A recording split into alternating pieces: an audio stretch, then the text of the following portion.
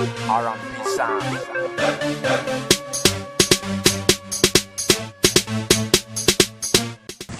Ake ciki ne. Ai yanzu na ga wanda ya zagi baban ku a can a zaune. Ka san tun jiya ne wani shi nake yi. Zo mu ji.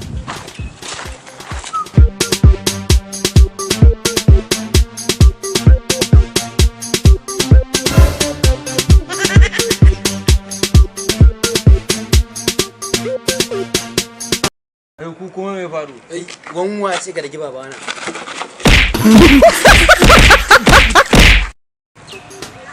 Wani ne?